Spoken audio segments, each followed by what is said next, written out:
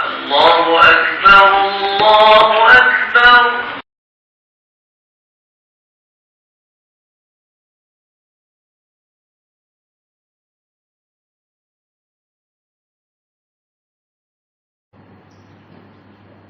Bismillahirrahmanirrahim. Assalamualaikum warahmatullahi wabarakatuh. Alhamdulillahilladzi hadana bi ta'atihi wa jazruna an ma'siyatihi wa ashhadu an la ilaha illallah bi wahdaniyatihi wa ashhadu anna Muhammadan abduhu wa rasuluh. Amma ba'du. Hadirin jamaah muslimin wal muslimat rahimakumullah. Alhamdulillah, puji syukur kita kehadirat Allah atas segala nikmat yang telah diberikan kepada kita, sehingga dengan nikmat-nikmat itu Allah berikan kesempatan kepada kita untuk hadir di dalam masjid yang tidak lain adalah lissolati, laksanakan ibadah sholat yang tentunya kita kerjakan dengan cara berjamaah. Semoga masjid yang sekarang kita duduk di dalamnya ini kelak di akhirat di hadapan Allah akan menjadi saksi bahwa kita selama hidup di dunia termasuk golongan orang-orang yang soleh dan solehah. Amin, amin ya rabbal alamin.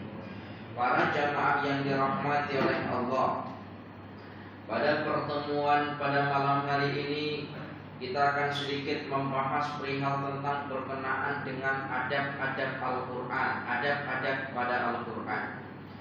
Diterangkan di dalam kitab At-Tibyan fi Adabi Hamalatil Quran oleh Imam Nawawi, di mana beliau mengatakan annahu yajibu 'alal qari'i al-ikhlasu. Wajib bagi seseorang ketika membaca Al-Quran dalam keadaan ikhlas. Bukan hanya sunnah, tetapi wajib membaca Al-Quran dalam keadaan ikhlas. Para jamaah yang dirahmati oleh Allah, kemudian termasuk di antara baca Al-Quran dalam keadaan ikhlas. Dalam keadaan ikhlas yang dimana membaca kita sepenuh hati, memang semata-mata nak mendapat ridho daripada Allah. Pernah Abu Hurairah radhiyallahu anhu, ketika pernah ada satu hadis diceritakan daripada Abu Hurairah radhiyallahu anhu, bahwa pernah Abu Hurairah masuk ke dalam rumah pernah diceritakan oleh Abu Hurairah radhiyallahu anhu, pernah Abu Hurairah ini keluar daripada ruangan. Ketika Abu Hurairah ini keluar daripada ruangan, ternyata di luar ruangan itu atau di luar tempat itu sudah banyak sahabat yang menanti daripada Abu Hurairah. Lalu sahabat-sahabat yang lain bertanya, "Wahai Abu Hurairah, apa yang telah diceritakan oleh baginda Nabi kepadamu?" Dulu itu Masya Allah, sahabat itu bila dia mendapati nasihat daripada baginda Nabi, maka sahabat-sahabat yang tidak berkesempatan mendengar daripada nasihat baginda Nabi akan mencari siapa tadi sahabat yang mengikuti daripada majlis baginda Nabi, nak mendengar apa tadi yang disampaikan oleh baginda Nabi. Diterangkan dalam kitab Irsyadul Ibad oleh Syekh Zainuddin Al-Manibari, "Wahai Abu Hurairah, apa tadi yang diceritakan oleh baginda Nabi kepada engkau?" Ketika Abu Hurairah ditanya oleh sahabat yang lain, Abu Hurairah pingsan, tidak sadar diri. Ditunggu oleh sahabat yang lain, ketika terbangun ditanya lagi, "Wahai Abu Hurairah, apa tadi yang disampaikan oleh baginda Nabi kepada engkau? Aku nak mendengarnya." Ketika ditanya yang kedua, Abu Hurairah pun terus pingsan lagi. Sampai ketiga kali akhirnya Abu Hurairah bercerita, "Wahai sahabat, baru saja baginda Nabi menceritakan bahwa ada di antara umatku, ada 3 golongan di antara umatku, yang mana umatku itu ahli ibadah ketika berada di dunia, ternyata di akhirat Allah masukkan ia ke dalam neraka." Siapakah ketiga golongan yang ahli ibadah ini tetapi di akhirat dimasukkan ke dalam neraka? Yang pertama adalah orang yang ahli bersedekah. Masih ada keterangannya. Orang yang ahli bersedekah. Ketika orang ini ditanya oleh Allah, "Wahai engkau orang apa yang hendak engkau jadikan pegangan bagimu supaya engkau selamat di akhirat ini? Maka orang yang ahli sedekah ini menjawab di hadapan Allah, ya Allah, ketika aku berada di dunia, aku ini orang yang ahli sedekah, ya Allah. Amalan apa yang engkau hendak jadikan? Amalan apa yang engkau hendak jadikan perkara utama sehingga engkau nak mendapatkan kebahagiaan di akhirat? Ya Allah, aku ini ketika berada di dunia ahli sedekah. Apa kata Allah? Kadzab, tak bohong engkau. Betul engkau ahli sedekah, betul uangmu kau berikan kepada orang lain, tetapi niat sebenar daripada hatimu bukan untuk sedekah, tetapi untuk tunjuk-tunjuk diri. Atau yang dinamakan riya. Maka Allah masukkan golongan yang demikian ini ke dalam neraka. Yang pertama, golongan orang yang ahli sedekah, tetapi sedekahnya bukan ikhlas karena Allah, melainkan untuk tunjuk-tunjuk diri. Kemudian golongan yang kedua, Abu Hurairah bercerita, yang kedua adalah orang yang berjihad. Orang yang berjihad. Ketika ditanya oleh Allah di akhirat, amalan apa yang hendak menjadikan engkau selamat di akhirat ini? Ya Allah, selama hidupku aku berjihad, ya Allah. Lalu Allah katakan kepada golongan ini, kadzabta, bohong kamu, dusta kamu. Ketika berada di dunia, engkau bukan berjihad semata-mata untukku, tetapi lil quwah. Tetapi engkau berjihad, tetapi tujuan engkau adalah lil quwah, untuk menunjukkan kekuatanmu supaya orang kata bahwa engkau adalah orang yang kuat, bukan untuk orang yang berjihad. Boleh paham ya yang kedua ini ya? Jadi tujuannya bukan untuk berjihad karena Allah, tetapi nak tunjuk kekuatannya. Maka yang demikian ini Allah lemparkan ke dalam api neraka. Yang ketiga, siapa golongan yang ketiga? Qari'ul Quran, orang yang ahli membaca Al-Quran. Pun ditanya, amalan apa yang hendak menjadikan engkau selamat di akhirat ini? Ya Allah, ketika aku berada di dunia, aku ini adalah orang yang ahli membaca Al-Quran. Kadzabta, bohong engkau. Engkau baca Al-Quran dengan suara merdu karena supaya engkau dipuji bahwa suaramu itu indah, supaya engkau dipuji bahwa bacaan Al-Quranmu itu merdu. Semata-mata bacaanmu itu bukan karena aku, tetapi supaya didengarkan oleh orang lain dan mendapat pujian daripada orang itu. Kemudian Allah lemparkan golongan ini ke dalam neraka. Ya Allah, ya Karim, wa na'udzubillah min dzalik. Para jamaah yang dirahmati oleh Allah, jadi ketika kita hendak membaca Al-Quran, yang pertama betul-betul kita tata niat kita ikhlas karena Allah, bukan karena yang lainnya. Fayam bagi ayat tahdira fi nafsihi annahu yunajjillaha ta'ala. Kemudian hendaklah ketika kita membaca Al-Quran, hati kita ini hadir karena Allah, bukan karena yang lainnya. Maksud hati kita hadir karena Allah, bukan karena yang lainnya. Maksudnya apa? Ketika kita membaca Al-Quran, sepenuh daripada pikiran kita, sepenuh daripada hati kita, betul-betul kita menghayati apa yang kita baca. Ustaz, macam mana supaya kita ini boleh khusyuk dalam membaca Al-Quran? Para ulama menjelaskan di beberapa kitabnya, supaya kita ini boleh khusyuk dalam membaca Al-Quran, hendaklah engkau bertadabbur maknanya, berangan-angan maknanya, sehingga hatimu sibuk dengan mengangan-angan apa yang terkeluar daripada lisanmu, atau bacaan Al-Quran yang terkeluar daripada lisanmu, bukan disibukkan dengan perkara yang lain. Termasuk para ulama menjelaskan macam mana supaya sholat kita khusyuk. Di antaranya adalah hati kita disibukkan dengan apa yang kita baca dalam lisan kita. Tatkala kita bertakbir Allahu Akbar, kita hayati makna daripada kalimat Allahu Akbar. Khasnya ketika kita membaca doa iftitah, dalam doa iftitah itu terdapat kalimat innas sholati wa nusuki wa mahyaya wa mamati lillahi rabbil alamin. Sungguh sholatku, ibadahku, hidupku dan matiku ya Allah hanya untuk Engkau ya Allah. Para sahabat ketika membaca kalimat ini, Masya Allah tabarakallah, diterangkan dalam beberapa kitab, banyak sahabat-sahabat ketika melaksanakan ibadah sholat sudah lupa segala-galanya. Bahkan ada beberapa sahabat pulang daripada peperangan, masih ada anak panah yang menancap di tubuh sahabat. Tetapi ketika sudah dikumandangkan adzan dan iqamat, terus melaksanakan sholat, bila sudah takbir, maka seluruh tubuhnya, hati, pikirannya semua tertuju kepada Allah. Pada saat itu sahabat yang lain menjemput anak panah, dan sahabat yang terkena anak panah yang tengah melaksanakan sholat ini sudah tidak rasa sakitnya. Bahkan ada satu, Ustaz tak ingat siapa sahabat ini, tetapi ada dalam satu keterangan di mana sahabat ini tengah melaksanakan ibadah sholat. Allahu Akbar, tiba-tiba rumahnya terbakar. Dari luar rumah banyak sahabat yang lain berteriak untuk keluar karena rumahnya terbakar. Tetapi orang yang ada dalam rumah ini sama sekali tidak keluar, sama sekali tidak mendengar. Bahkan dia tidak merasa panasnya kobaran api yang ada di rumah, tidak dirasa. Tidak dirasa karena apa? Karena sudah sejuknya hati, sejuk dalam melaksanakan sholat, sejuknya luar itu sudah tidak dilarang, sudah tidak lagi dirasa. Ketika salam assalamualaikum warahmatullah, assalamualaikum warahmatullah, doa hadap ke atas, ternyata bumbungnya sudah tidak ada, sudah terbakar semuanya. Kenapa? Sebab sangat khusyuknya dalam melaksanakan ibadah sholat. Nah ini diantara mungkin kita lah tak boleh setingkat atau makom seperti para sahabat, tapi setidaknya kita berusaha khusyuk. Diantaranya tadi itu mentadabbur atau berangan-angan makna apa yang kita baca dalam ibadah sholat kita.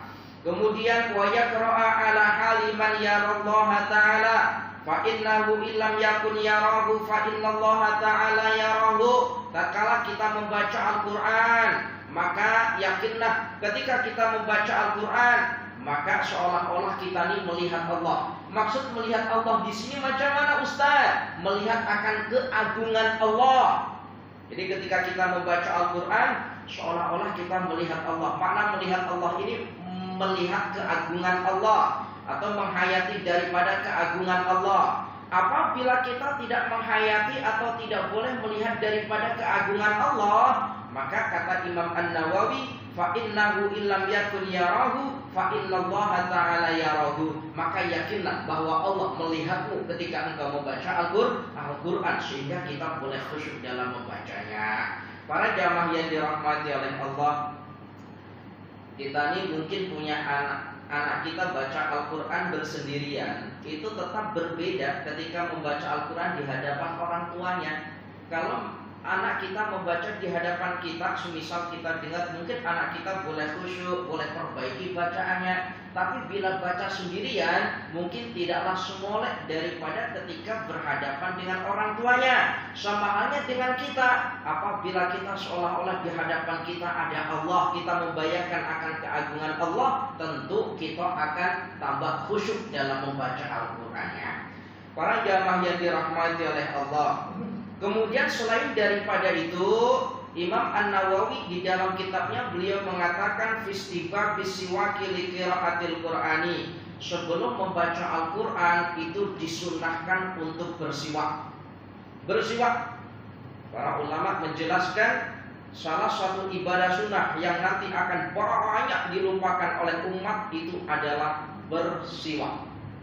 Ustaz nak tanya, di antara sekian banyak jamaah, kira-kira siapa yang bawa siwak? Mungkin ada 1-2 lah yang bawa siwak, tapi tidak semuanya. Nah ini para ulama mengatakan salah satu ibadah sunnah yang nanti akan banyak ditinggalkan oleh umat adalah berupa ibadah bersiwak. Siwak itu bukan bendanya, tetapi siwak itu adalah perbuatannya. Jadi bersiwak itu perbuatan, bukan bendanya, bukan. Nah bendanya itu ya benda yang digunakan untuk bersiwak, jangan salah. Wa yanbaghi idza aradal qira'ata an yunadhifa famahu bisiwaki wa ghairihi. Hendaklah bagi mereka yang hendak membaca Al-Quran, sebaiknya semolehnya membersihkan mulutnya, baik dengan menggunakan siwak atau selain daripada siwak. Selain daripada siwak itu umpama apa Ustaz? Mungkin kita bergosok gigi, mungkin kita berkumur-kumur, umpama bersiwak. Para jamaah yang dirahmati oleh Allah, wal ikhtiyaru fi siwaki, sementara tetap yang paling utama adalah dengan menggunakan siwak. Adapun menggunakan siwak itu bagaimana? Ayyakuna bi'udin min arokin. Bersiwak itu ada kalanya dengan menggunakan kayu arok. Kayu arok itu apa ya? Di sini namanya kayu sugi. Kayu sugi. Kayu sugi itu tidak hidup. Hidup tidak di negara kita itu hidup tidak? Kayu sugi. Kayu siwak itu yang biasa digunakan bersiwak itu namanya kayu sugi. Itu hidup tidak? Pokoknya hidup tak di Malaysia? Tak hidup ya? Tak boleh hidup ya, pokoknya tak boleh hidup. Di negara Arab boleh hidup. Keutamaan daripada kayu sugi atau kayu arok ini, yang pertama kayunya halus. Kemudian yang kedua kayunya itu berserat. Yang ketiga kayunya tidak mudah patah. Kemudian yang ketiga kayunya bila kita gunakan untuk bersiwak itu boleh, air itu boleh meresap ke dalam kayu sugi tadi itu. Itu kenapa lebih utama kayu arok atau kayu sugi tadi. Apakah kita menggunakan kayu-kayu yang lain? Tidak boleh Ustaz. Boleh kita menggunakan kayu-kayu yang lain selain daripada kayu sugi tadi. Wa yajuzu bisairil aidani wa bikulli ma yunadzifu kal khirfatil khashinati wal usnani wa ghairi dzalika. Boleh kita menggunakan selain daripada kayu sugi, umpama ranting-ranting kayu. Di depan sana tuh ada pokok. Pergi masjid, lupa tadi tak bawa kayu sugi, lupa tadi tak bawa kayu siwak. Kita ambil buat bersiwak. Oh ternyata boleh yang semacam itu. Boleh. Atau umpama kalau tidak ada ranting, umpama sebagai gantinya adalah akar kayu. Akar kayu, akar pokok. Itu boleh kita gunakan untuk bersiwak. Dalam kitab yang lain dijelaskan. Jadi begini, orang bersiwak kalau tidak ada kayu arok boleh dengan kayu, kalau tidak ada kayu sugi maka boleh dengan menggunakan ranting pokok. Kalau ranting pokok tidak ada maka boleh menggunakan sesuatu benda yang kasar, umpama baju pun boleh. Umpama baju pun boleh kita gunakan untuk bersiwak. Ya Allah, kita mendapati pahala bersiwak. Para jamaah yang dirahmati oleh Allah, Ustaz, saya ini kebetulan lupa tak bawa kayu arok. Lupa tidak membawa kayu arok, kemudian tidak ada ranting, kemudian tidak ada ranting kayu, kemudian tidak ada apalagi akar kayu. Kemudian saya nak bersiwak dengan menggunakan baju pun nanti takut kotor bajunya. Bagaimana kalau saya bersiwak dengan menggunakan jari? Apakah hasil pahala bersiwak? Menggunakan jari bersiwak. Pernah lihat ada orang bersiwak dengan menggunakan jari? Boleh ke tidak orang bersiwak dengan menggunakan jari? Maka di dalam kitab ini dijelaskan wa fi husulihi bil isba'il khasinati salah satu aujuhin li ashabi Syafi'i. Adapun bersiwak dengan menggunakan jari, ternyata ada perbedaan pendapat di antara golongan-golongan ulama-ulama ashabus Syafi'i. Ada 3 pendapat perihal tentang boleh ketaknya atau hasil tak kesunahan bersiwak dengan menggunakan jari. Pendapat yang pertama mengatakan asyharuha la yasulu. Pendapat yang pertama mengatakan tidak hasil. Orang bersiwak dengan menggunakan jari itu tak hasil. Di mana tidak hasil itu tidak mendapati pahala daripada bersiwak. Pendapat yang pertama mengatakan demikian. Dan ini kaul yang masyhur, kaul yang banyak diketahui atau diikuti oleh kalangan ulama. Tak boleh bersiwak dengan menggunakan jari. Kemudian pendapat yang kedua di antara ashabus Syafi'i, pendapat yang kedua adalah yahsulu, hasil bersiwak dengan menggunakan jari itu boleh, di mana kita mendapati pahala seperti bersiwak menggunakan kayu atau dengan yang lainnya. Lalu pendapat yang ketiga bagaimana? Pendapat yang ketiga ini pendapat yang bijak. Bagaimana pendapat yang ketiga ini? Pendapat yang ketiga ini mengatakan wasalisu yahsulu illam yajid ghairaha. Berhasil, hasil bersiwaknya apabila tidak didapati benda yang lain. Kayu tidak ada, ranting tidak ada, kemudian akar pun tak ada. Yang kita boleh gunakan untuk bersiwak hanya jari kita, maka pada saat itu boleh kita menggunakan jari kita dan hasil bersiwak kita. Kemudian wala yasulu in wajada, tetapi tidak hasil bersiwak dengan menggunakan jari apabila dijumpa atau dijumpai benda-benda yang lain. Ada kayu ara, ada ranting, ada akar di sakunya, tetapi bersiwak tetap menggunakan jari, maka yang demikian ini pahala bersiwaknya tidak berhasil. Ya Allah ya Karim. Para jamaah yang dirahmati oleh Allah, wa yastaku ardun. Sekarang bagaimana Ustaz cara bersiwak sesuai dengan kitab, sesuai dengan yang diajarkan oleh para ulama? Wa yastaku ardun, hendaklah bersiwak itu dalam keadaan melintang. Dalam keadaan melintang. Kalau macam ini lurus, kalau macam ini namanya melintang. Hendaklah melintang. Kemudian muqtadi'an bil janibil aimani min famihi, dimulai daripada mulut sebelah kanan. Mulut sebelah kanan melintang dimulai daripada mulut sebelah kanan. Jadi begini. Melintang dimulai daripada mulut sebelah kanan. Ini pendapat daripada Imam Nawawi. Wa yanwi bihi al-ityana bisunati. Kemudian tatkala kita bersiwak tadi melintang arah mulut sebelah kanan, ketika kita bersiwak itu kita niat nak mendapati daripada kesunahan. Kalau kita tidak berniat nak mendapati kesunahan, hanya gini-gini saja, maka tidak dinamakan bersiwak. Karena apa? Kita kembalikan kepada hadis innamal a'malu binniyati. Sungguh sahnya suatu amal itu adalah dengan niat. Kita begini-begini tapi tak ada niat bersiwak, maka tak jadi siwak kita. Jadi ketika begini ini kita niatnya bagaimana? Tidak ada niat yang khas. Jadi tidak ada niat yang khas. Niat kita adalah untuk mendapati sunnah. Tetapi ada sebagian ulama-ulama mengatakan tatkala bersiwak kita kena berdoa, bukan selepas bersiwak itu doa bukan niat.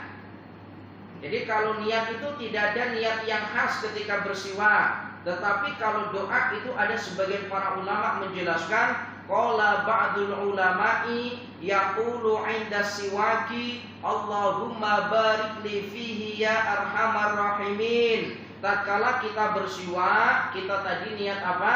Niat untuk mendapati kesunahan. Dan tatkala kita bersiwak berdoa Allahumma gfirli, Allahumma barik li fihi ya arhamar rahimin. Jadi tatkala bersiwak kita berdoa Allahumma barik li fihi ya arhamar rahimin. Ya Allah, Allahumma ya Allah, barik li, semoga engkau memberikan berkah kepadaku fihi, di dalam perkara bersiwak ini. Ya arhamar rahimin, ya Allah engkau adalah yang maha pengasih daripada segala yang maha pengasih.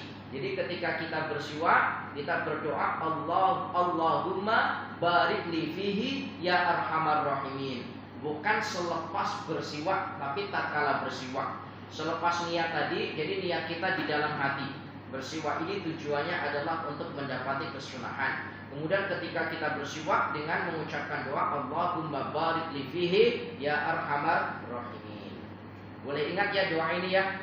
Allahumma barik li fihi ya arhamar rahimin. Doanya mudah je. Allahumma barik li fihi ya arhamar rahimin. Qala al-Mawardi min ashabi Syafi'i. Sekarang pendapat daripada Imam Al-Mawardi. Imam Al-Mawardi ini siapa? Seorang ulama yang daripada kalangan ashabus Syafi'i, seorang ulama yang mengikuti mazhab Syafi'i. Apa kata Imam Al-Mawardi? Yustahabbu ayyastaka fi dhahiril asnani wa batiniha. Sunnah ketika kita bersiwak itu pada gigi zahir dan gigi batin. Maknanya apa? Pada gigi luar dan gigi dalam. Gigi luar itu mana? Ini gigi luar namanya. Ini namanya gigi luar. Kemudian gigi dalam itu mana? Gigi dalam adalah yang sebaliknya gigi. Ada bayangan ya? Jadi ini yang depan ini dinamakan gigi luar. Sementara yang dalamnya itu dinamakan gigi dalam. itu sunnah untuk kita sunnah untuk ketika kita bersiwak itu sunnah untuk tadi itu, untuk kena daripada kayu arang. Terus macam mana Ustaz kalau luar itu kan mudah saja kalau luar, ya kan? Mudah saja kalau luar. Kalau yang dalam macam mana Ustaz cara bersiwaknya? Apakah seperti kita gosok gigi macam itu? Bukan. Kalau kita umpamakan gosok gigi, mungkin gigi kita boleh putus mungkin. Jadi cara bersiwak yang dalamnya ini, jadi cukup siwak ini, kemudian kita kita imroran rafiqan, kita jalankan dengan halus. Jadi begini. Ini ya, umpama ini siwak, kita masukkan entah itu daripada bawah dulu atau atas dulu terserah, kita masukkan gigi yang dalam, kita jalankan. Apa jadi ya? Jadi dijalankan, dijalankan macam itu. Bukan terus digini-ginikan, bukan. Jadi wa yumirru as-siwaka ala atrafi asnanihi wa qarasi adrasihi. Kemudian ketika bersiwak, Imam Al-Mawardi ini berbeda pendapat. Kalau yang pertama tadi itu dimulai daripada arah sebelah kanan. Tetapi kalau Imam Al-Mawardi mengatakan bahwa bersiwak ini tidak harus dimulai daripada arah kanan. Jadi daripada ujung gigi kita. Mana ujung gigi kita? Ini ujungnya. Ini ujung gigi kita. Jadi bersiwak itu daripada ujung gigi kita. Sampai mana? Sampai daripada geraham kita. Ini gigi geraham. Ini gigi geraham. Kalau semisal sekarang kita gabungkan jadi satu saja, pendapatnya Imam Nawawi dengan apa yang dikatakan oleh Al-Mawardi bagaimana? Kalau tadi pendapatnya Imam Nawawi itu dimulai daripada mulut yang sebelah kanan, maka ya nggak apa-apa. Berarti daripada ujung gigi kita ini kemudian mengarah ke sebelah kanan mulut. Berarti selain kita mengikuti pendapatnya Imam Nawawi, kita juga mengikuti pendapatnya Imam Al-Mawardi. Kemudian wasaq fi halqihi, bukan hanya giginya saja yang terkena daripada kayu siwak. Lalu mana Ustadz yang terkena kayu siwak selain daripada gigi? Wasaq fi halqihi, langit-langit daripada halkum kita. Ini apa sih namanya ya? Ini apa namanya? Langit ya. Langit daripada halkum kita itu juga terkena siwak. Ustaz, kalau macam itu macam mana langit terkena siwak? Apakah seperti umpama kita gosok gigi macam itu? Bukan. Jadi cukup kita imroron rafiqon, yamulur rafiqon, kita jalankan siwak kita dengan cara halus. Yang terpenting daripada langit halkum kita ini terkena kayu siwak. Ya Allah ya Karim, begitulah cara yang diajarkan oleh para ulama. Qalu wa yambaghi ayyastaka bi'udil mutawassitin la syadidal yubusati wala syadidir rutubati fa in istadda yubsuhu layyanahu bil ma'i. Maka bagaimana Ustaz cara memilih kayu apabila kayu itu hendak kita gunakan untuk bersiwak? Cara memilihnya adalah carilah kayu yang tidak terlalu tua dan juga kayu yang tidak terlalu muda. Jadi kayu itu tidak terlalu tua, juga tidak terlalu muda, yang pertama. Yang kedua, kayu itu tidak terlalu kering, juga kayu itu tidak terlalu basah. Boleh ada bayangan ya, kayunya tidak terlalu tua, juga tidak terlalu muda. Kemudian kayunya tidak terlalu kering, juga tidak terlalu basah, yang dimana kayu itu biasa-biasa saja. Terus bagaimana Ustaz bila kita menjumpai kayu itu sangat kering sekali, macam mana? Maka Imam An-Nawawi mengatakan, Ashabus Syafi'i mengatakan, bila kita jumpa kayu kita itu sangat kering sekali, entah karena kita tak mendapati kayu yang lain kecuali kayu yang sangat kering, atau kayu siwak kita yang lama kita tidak gunakan sehingga sangat kering, macam mana? Maka layyanahu bilma, hendaklah dibasahi dengan menggunakan air. Dibasahi dengan menggunakan air. Bukan menggunakan minyak wangi, bukan, tetapi menggunakan air saja. Layyanahu bilma'i. Wala ba'sa bistikmali siwaki khairihi biidnihi. Tidak masalah Tidak ada masalah apabila kayu siwak satu digunakan oleh orang ramai, itu tidaklah mengapa asalkan mendapati izin daripada sang pemilik daripada siwak. Contoh umpama begini, di masjid ini yang bawa siwak itu hanya satu imamnya sahaja. Umpama imamnya bersiwak, jamaahnya tidak ada yang bawa siwak, lalu imamnya balik badan nak bersiwak tetap boleh. Bersiwak jamaahnya satu, lalu siwaknya dibagikan ke sampingnya, ke sampingnya, ke sampingnya, sampai daripada jamaah yang terakhir. Bagaimana bila demikian? Boleh. Dan hasil bersiwaknya, cuman pertanyaannya kira-kira kalau demikian kita nak ketak? Nah kata siwaknya satu digunakan untuk semua jamaah sampai akhir sana. Ya Allah ya Karim, andai kata nak maka boleh, maka boleh. Para jamaah yang dirahmati oleh Allah, ya Allah ya Karim. Para jamaah yang dirahmati oleh Allah, Ustadz, macam mana hukum orang bersiwak ketika melaksanakan ibadah puasa? Sebentar lagi kita melaksanakan puasa Ramadan. Yang sudah istiqomah melaksanakan ibadah siwak, macam mana Ustadz? Apakah kami tak payah bersiwak ketika sudah selepas daripada subuh atau selepas daripada kita bertasyakur? Apakah tak payah kita bersiwak? Bersiwaklah masih boleh. Sampai bila siwak itu tak boleh atau hukumnya makruh? Sampai matahari zawal, sampai matahari ada tepat di atas kepala kita, kira-kira pukul 12.30 atau pukul 12 atau kira-kira pukul 1. Pada saat itu hukum makruh kita bersiwak. Jadi pada bulan puasa subuh kita masih boleh bersiwak. Kemudian pukul 7, 8, 9, 10, 11, 12 kita masih boleh bersiwak. Selepas daripada itu tinggalkan siwak itu, sebab hukumnya makruh apabila kita tetap bersiwak. Ustaz, kalau macam tu hukumnya, kalau macam tu tak boleh bersiwak ketika zuhur itu kami tak boleh bersiwak. Kalau macam tu kami tak mendapati pahala Ustaz. Dengan cara kamu meninggalkan bersiwak itu justru mendapati pahala karena hukumnya makruh. Para jamaah yang dirahmati oleh Allah, ya Allah ya Karim, sekarang sudah tahu. Maka termasuk di antara faedah-faedah bersiwak itu dijelaskan kalau tidak salah dalam kitab Safinatul Najah itu diterangkan di antara fadail atau fadilah-fadilah bersiwak. Yang pertama itu boleh membersihkan gigi tentu. Kemudian yang kedua boleh menambah ingatan bagi mereka yang menghafal. Jadi pelajar-pelajar yang khasnya pelajar-pelajar yang menghafal Al-Quran itu sepatut dan sebaiknya dan dianjurkan sangat untuk melaksanakan siwak tadi itu,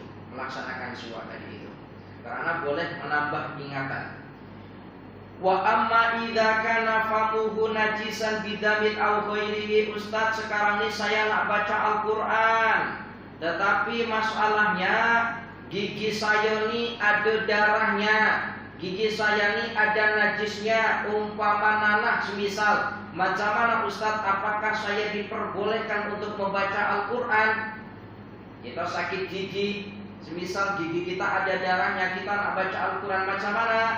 Dijelaskan dalam kitab ini, fa innahu yukrahu lahu qiraatul Qur'ani qabla ghuslihi. Maka hukumnya makruh bagi mereka-mereka yang membaca Al-Quran sementara di giginya ada darah ataupun ada najisnya. Hukumnya makruh qabla ghuslihi, sebelum daripada membasuhnya. Apabila sudah dibasuh daripada mulutnya ternyata masih keluar juga darahnya, masih keluar juga nanahnya, maka hukum makruh itu sudah tidak ada. Boleh paham ya kalimat ini ya? Umpama mungkin kita terjatuh atau sakit yang bibirnya biasa pecah-pecah macam itu. Kalau musim panas sangat biasanya bibir ini pecah-pecah sampai mengeluarkan darah. Ada yang demikian. Bagaimana kalau hendak membaca Al-Quran? Selayaknya, sebaiknya kita berkumur-kumur terlebih dahulu. Kalaupun kita tidak berkumur-kumur dahulu, macam mana kalau tetap membaca Al-Quran? Boleh, tetapi terkena hukum makruh. Hukum makruh. Apakah haram? Nah ini. Apakah haram? Wahal tahrumu. Apakah haram? Bila membaca Al-Quran yang di mulutnya ini ada najisnya ataupun darahnya, apakah haram? Maka dijawab oleh Imam Ar-Ruyani, qala Ar-Ruyani min ashabi Syafi'i radhiyallahu anhu an walidihi, di mana yahtamilu wajhaini, apabila membaca Al-Quran mulutnya ada najisnya, mulutnya ada nanahnya, mulutnya ada darahnya, maka yang demikian itu ada dua pendapat. Pendapat yang pertama mengatakan la yajuzu, tidak boleh secara mutlak, baik dengan cara dibasuhnya ataupun tidak dibasuhnya. Kalau mulutnya itu ada darahnya, hukumnya la yajuzu, tak boleh, kata Imam Ar-Ruyani. Kenapa tidak boleh? Beliau beralasan lil hurmati, untuk hormat kepada Al-Quran. Macam mana baca Al-Quran sementara mulutnya ada najisnya? Tujuannya adalah lil hurmati. Kemudian pendapat yang kedua, wasani, pendapat yang kedua, ya juzu, boleh membaca Al-Quran meskipun di lisannya, di mulutnya ini ada darahnya atau ada najisnya, tetapi terkena hukum wal yukrahu, hukumnya makruh. Makruh secara mutlak. Kalau yang pertama tadi mengatakan hukum makruh itu akan hilang apabila sudah dibasuh, tetapi menurut Imam Ar-Ruyani meskipun sudah dibasuh tetapi masih terkeluar darah, maka tetap hukumnya makruh. Boleh paham tak ini yang kedua? Boleh paham ya? Alhamdulillah, tabarakallah. Para jamaah yang dirahmati oleh Allah, wa yustahabu ayyaqra'a wa huwa ala thaharatin. Ini seringkali kita tersalah ya, memaknai perihal tentang membaca dan memegang mushaf. Bagaimana hukum membaca Al-Quran tanpa ada wudu? Apakah boleh atau tidak? Maka jawabnya boleh membaca Al-Quran tanpa adanya wudu. Yang tidak boleh adalah memegang Al-Quran tanpa adanya wudu. Boleh paham ya kalimat ini? Jadi kalau membaca Al-Quran meskipun kita dalam keadaan muhdis, dalam keadaan berhadas, maka hukumnya boleh, tetap boleh. Itu ijma' min ulama, kesepakatan daripada para ulama, boleh. Tetapi yang memegangnya itu yang tidak boleh. Wa yustahabu an yaqra'a wa huwa ala thaharatin, sunnah kita membaca Al-Quran dalam keadaan thaharah, dalam keadaan suci. Itu sunnah, bermakna tidak memegang. Jadi kalau semisal kita itu tak ada wudu, boleh saja kita membaca Al-Quran, pemegangnya tak boleh. Tetapi tetap disunatkan meskipun kita tidak memegang Al-Quran, membacanya dalam keadaan bersuci. Fa in qara'a muhdisan jaza bil ijma'il muslimin. Fa in qara'a muhdisan jaza bi ijma'il muslimin. Apabila membaca Al-Quran dalam keadaan berhadas, maka kesepakatan para ulama itu hukumnya boleh. Dan hadis yang menjelaskan demikian itu sangat banyak sekali. Kemudian dikatakan oleh Imam Al-Haramain, qala Imamul Haramain rahimahullahu ta'ala, wala yuqalu irtakaba makruhan bal huwa tarikul afdal. Sementara orang-orang yang membaca Al-Quran yang mana mulutnya atau lisannya itu ada najisnya atau ada itu tadi ada najisnya. Begini, dikatakan oleh Imam Al-Haramain, orang yang membaca Al-Quran tanpa toharoh, tanpa adanya wudu, bukan berarti dia ini melakukan perbuatan makruh, tetapi mereka itu meninggalkan perbuatan afdol. Karena yang afdol dalam membaca Al-Quran itu dalam keadaan suci. Ini penting sekali saya sampaikan. Para jamaah yang dirahmati oleh Allah, sebab begini para jamaah, kita ini punya istri perempuan, yang istri kita itu tiap-tiap bulan dalam keadaan yang namanya mungkin, namanya istihadah ataupun dalam keadaan berhaid. Bagaimana Ustadz hukum perempuan yang dalam keadaan istihadah membaca Al-Quran?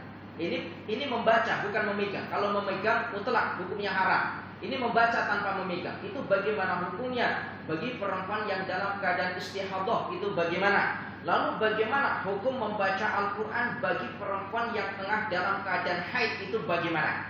Maka para ulama menjelaskan orang yang tengah dalam keadaan istihadah, perempuan yang tengah dalam keadaan istihadah. Istihadah itu apa? Darah yang keluar disebabkan karena sakit. Itu namanya istihadah. Bagaimana kalau membaca Al-Quran? Boleh. Sebagaimana hukum orang yang berhadas, boleh membaca Al-Quran. Tapi kalau memegangnya, ini yang tidak boleh. Boleh paham ya kalimat ini? Adapun perempuan yang tengah dalam keadaan berhaid, macam mana Ustaz kalau membaca Al-Quran? Membaca baik satu ayat ataupun kurang daripada satu ayat, kalau dia niat membaca Al-Quran, maka hukumnya haram, nggak boleh. Apalagi memegangnya, maka lebih-lebih hukumnya haram. Boleh paham ya kalimat ini ya? Tetapi para ulama menjelaskan begini, hukum boleh membaca Al-Quran bagi perempuan yang tengah dalam keadaan haidah. Dalam keadaan haid itu hukumnya boleh apabila bacaan-bacaan itu sudah masyhur dan diniati dengan niat berzikir. Umpama ada kematian, ada berita kematian, semisal saudaranya mati atau jirannya mati. Diterangkan dalam ayat Al-Quran, apabila engkau terkena musibah, maka ucapkanlah kalimat inna lillahi wa inna ilaihi raji'un. Inna lillahi wa inna ilaihi raji'un ini adalah sebagian daripada ayat Al-Quran.